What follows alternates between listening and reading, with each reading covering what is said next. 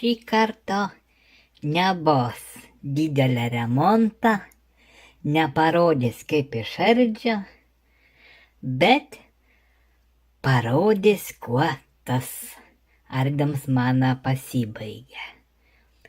Žodžiu, taisėm tokio galingo kolonėlę muzikinę, didelę. Ir mum kas išėję. Mes nustatėm, kad ten sudegė maitinimo blokas. O tas maitinimo blokas va yra toks. Taip jos atrodo. Toks modelis, kaip matom, nukaliavo to tranzo.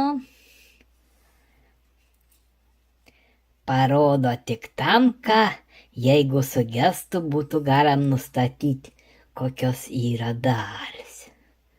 Nu, gal matysis kiek mūsų tranzas. Koks jos čia stovi. Jos sudegė va tas saugiklis, va šitas.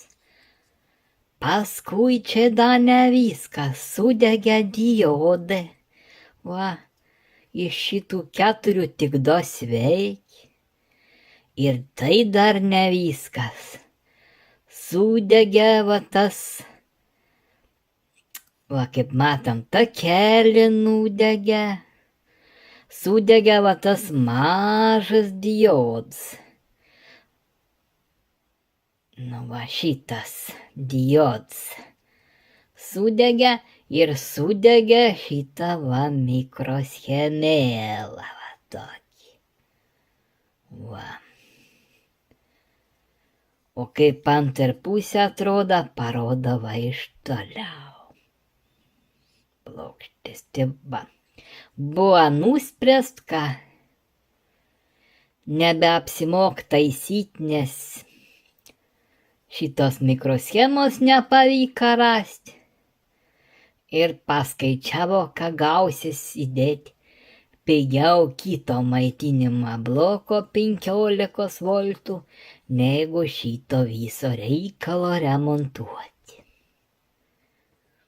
Čia va modelis daja ir iš tos pusės įparašyts. Tai va, toks yra mūsų remontas nepavykęs.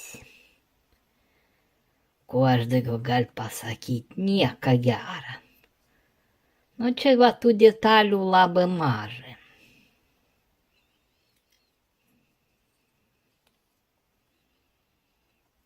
Tai va taip.